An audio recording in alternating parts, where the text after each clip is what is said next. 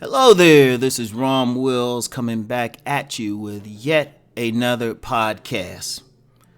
The new gender war.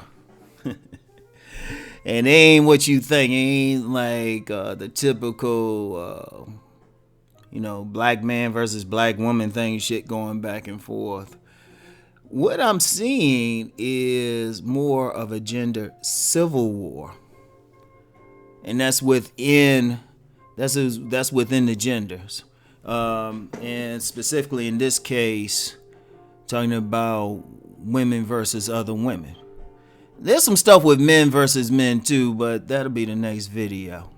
But I'm noticing many women are speaking up more, and these aren't the feminists, I hate men, black man ain't shit types. These the women who, for the most part, have good relationships with black men, don't have any disrespect, don't have that same level of contempt.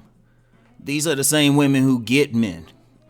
But ironically, these are the women called pick-me's or handmaidens or mammies, whatever, right?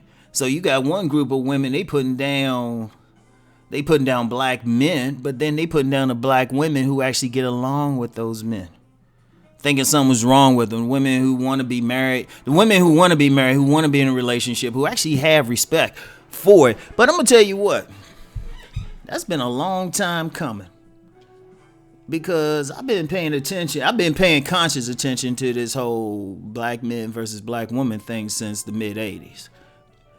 And of course there was some stuff before that, but that's when I just started paying attention to it, especially when The Color Purple came out, right? And then I saw it really kick into gear in the early 90s and stuff. With, Sherazade Ali, she came out with her book, The Black Man's Guide to Understanding the Black Woman. They ain't really kick it off, but it brought the men's side of it. And of course, women jumped in on her. But then after that, that was the whole wait until exhale movement. And I call it a movement. You know, where women were saying, well, I'll wear the good black men and black men ain't shit and all of that. So you had all of that. But throughout all that time, there's always been black women who've been very supportive of black men and always been able to get them. Now, I'm going to tell you the truth. I'm just going to put it out there. I know this is going to ruffle some feathers, but let's be real. If you look at the women saying black men ain't shit and the ones who are supportive of black men, there's a very big difference. And that's the level of attractiveness. Not just physical attractiveness, but mental attractiveness. Right? And I'm just being real with it. Because the women who tend to have fewer problems with black men and tend to get along is either more physically attractive or even better, mentally attractive. Like they just good people. If you think about it, they get along. Now they realize at the same time, there's some brothers out there whose character leave much to be desired, but usually these women leave them alone. But what's happening and what had happened is the negative ones had a larger voice. Now see, understand that's deeper. That wasn't just even before social media came along. Those were the books that were promoted by the mainstream. Any book defaming a black man was promoted by the mainstream. And if your third eye is open and you really look at it, those women had a natural thing. Those women had a strong connection to lesbian and bisexual communities. Real talk. Yeah, I know this joint might get flagged for it, but I gotta be real with it. So this whole thing, the genesis was in with a group of women who didn't really want to deal with men anyway. And then some other ones picked up on it. And like I said, usually the ones who, for whatever reason, were unattractive to a man, and not always for a physical reason. All right? So you had two groups. But see, one group was promoted in the media. Because over the years, like I said, before social media, the women who were supportive of black men, who got along with black men, mysteriously never got on the talk shows.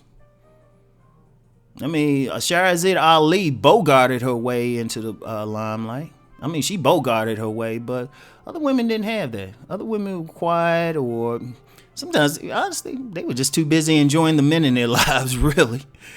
But if you really pay attention to it, and see, a lot of guys will think, well, it's all the women. Say no, sometimes it's a loud group of women. If you look at any movement, it's never the masses in the movement. It's always a vanguard, a loud vanguard. A vanguard that would get their books published. Especially back in the day, we didn't have the self-publishing mechanisms that we had today. We didn't have Twitter. We didn't have YouTube where, an ordinary woman who just wanted to speak up could get on, she can get on social media and have her points heard and get a large following.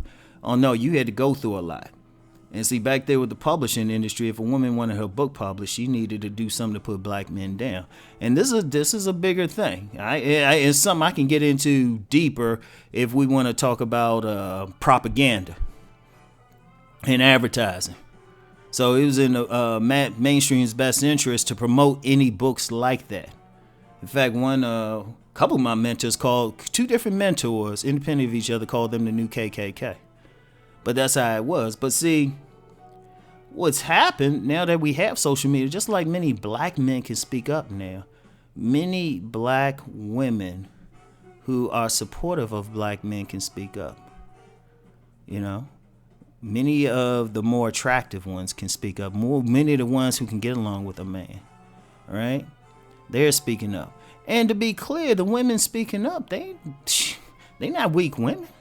They not submissive. First of all, if you speaking up, you're not a weak, or I'm going to say, I use the term submissive. I'm going to say they ain't weak in the sense of they doormat. Because actually, if we're going to get into a discussion of submission, which is another video in itself, that's more of an active thing on a woman's part. She's basically pointing to the man and say, look, I'm giving you a responsibility. You got to take it. Now, a smart woman ain't going to submit to a knucklehead. So that, I'll get into that in another one. But I'll say these women, let's just say these women are just more the type, they can deal with men easier, they can see the big picture, and they have more positive relationships with black men. Because despite everything, despite what the naysayers said, there's women out there who can get nothing but educated, moneyed black men, and they not like being hoochie or anything like that to do it. And they're speaking up. So what happens is when you get one group who's negative, and I've noticed this with women, for a bunch of women, especially a lot of feminists who say they for all women, they jump on any woman who doesn't follow their party line. Because I've known women. In fact, when I was married, my ex-wife was part of a group of women who were stay-at-home moms. And they were good with it. They were cool. They got to do is spend time with their children and everything. But then you get another group of women got problems with that. Say, what's wrong with you? You raising those kids. You being a slave to that man and shit. No. Only issue to what?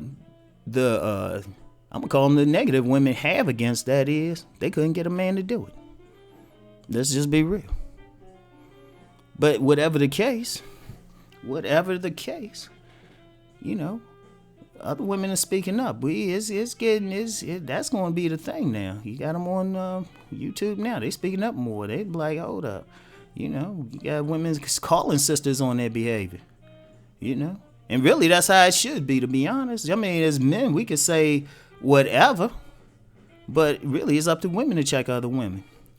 And for some woman who come on here and say, well, you gonna say that to men? Well, yeah, listen to my next video that's coming up. I'm gonna show my face for that one, because there's an issue there I gotta address. But and that's gonna be the thing. And you know what, I think it's needed, because too often the narrative has been dominated by, quite frankly, toxic type of women. I'm just going to say it, toxic. If you're not trying to promote harmony, you're toxic. All right? And if you're trying to put down see, here's a funny thing. You get these women want to put down every man and say all this, but then want a good man. That's the weird thing. That's kind of schizophrenic. But whatever the case, that's the kind of the new gender war. Because now there's some stuff with men I'm about to address in my next video, but in many ways, men are moving into self-improvement, or quite frankly, just not dealing with. Many brothers are just saying, you know what, I'm gonna deal with a woman from another culture, even a black woman from another culture, whether to deal with this shit. So that's the thing going, and I would just say this: the only outcome that's acceptable is if more functional relationships develop. That's the only outcome that's acceptable. Anything else is more the same thing, and we can look around the community now and see what has been done has accomplished. So anyway, that's it for now. I'll get back with y'all later. Peace.